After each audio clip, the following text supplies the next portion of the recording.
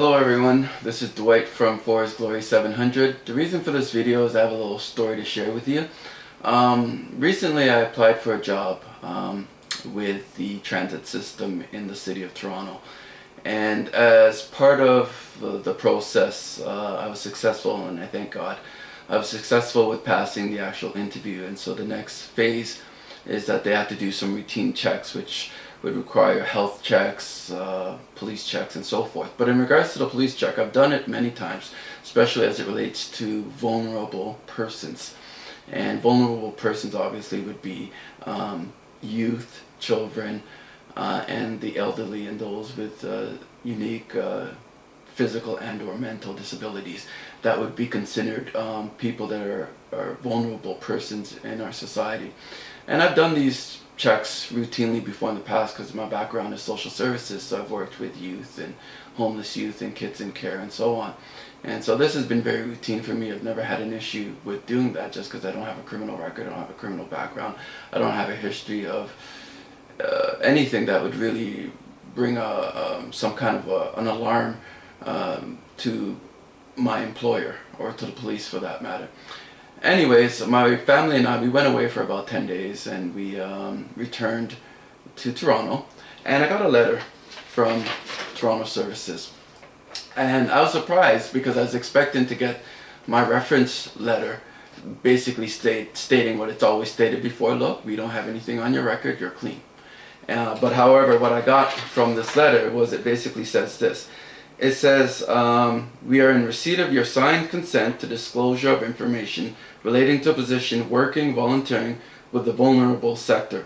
In order for the service to proceed with your background screening, the RCMP requires you to submit to fingerprints. The RCMP stands for the Royal Canadian Mounted Police.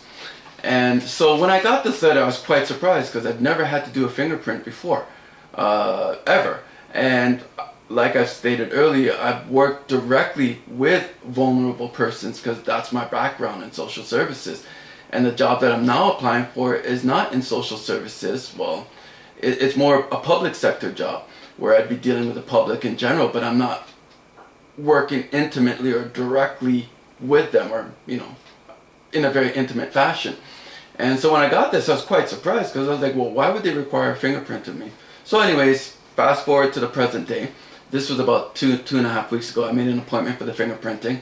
It took about 2.5, 3 weeks for me to get the appointment that I got today.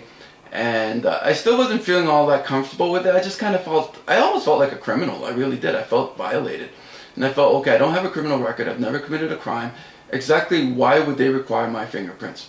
So when I went in today, I had to go into the head office at the Toronto Services at 40 College Street, downtown Toronto.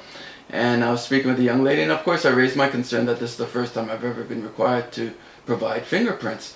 And so when I got there, she had explained to me that the RCMP has introduced this as of 2010, 2011, so it's been about 2 or 3 years now that they've introduced it.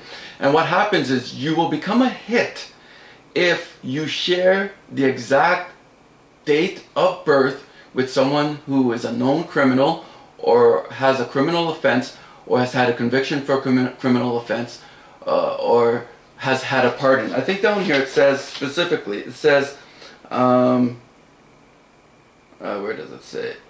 It says, this process verifies whether any individual has a criminal record, including the existence of any pardoned sex offense, and provides any relevant details contained within the National Criminal Records Repository. So that's what I got. So anyways, when I spoke with the young lady, she basically gave me that type of an answer. So when I got there, I paid $25, so I'm paying them for them to have my fingerprints. I have a clean record, Canadian citizen, never committed a criminal act in my life, no convictions, nothing of that sort. Then she asked for photo ID, so I provided my Ontario driver's license. Then she asked me to stand up against the wall, and she took a picture of me as though I was taking a mugshot, which as far as I was concerned, that's exactly what I was doing. I was taking a mugshot. And then she proceeded to fingerprint me with both my thumbs on some type of computer machine, and then my fingers, less the palms, and that was it. And I have to admit, I felt very just violated. That's no other way I could put it. I just felt extremely violated as a Canadian citizen that now to gain employment, you are required to give your fingerprints.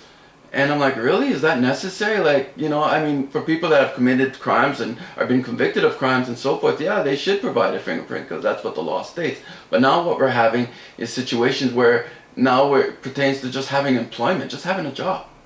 The powers that be, which I guess the RCMP would be in this case, require you to provide, whenever they choose, your fingerprints. So my thought is, well, where does it stop? You know what I mean? Like, where does it end? Because, okay, now you want my fingerprint. Next time it's going to be my DNA. The next time it's going to be an eye scan. What else? Like, it's just, for me, it's such an intrusion of, I think, our rights as human beings, because I don't have an option. My option is, if I don't provide my fingerprint, then I have no reason to be concerned about giving it. It's just the sort of the principle of it, really. And if I don't give it, the long and the short of it is that they're not going to proceed with my reference check, my police check, which means that I will not get a job with the employer that I desire to be employed for. And so I find this very frustrating and just unfair. Just there's something going on here. And, you know, in the back of my mind, the only conclusion I can come to is that there's a desire for them to have as much information as they can on all Canadians. It doesn't matter if you have a criminal record or not. They just want to have all the information that they can have on you as possible. And here comes the kicker. If you deny them personal information as it relates to your person, the possibility exists that you can lose out on a job.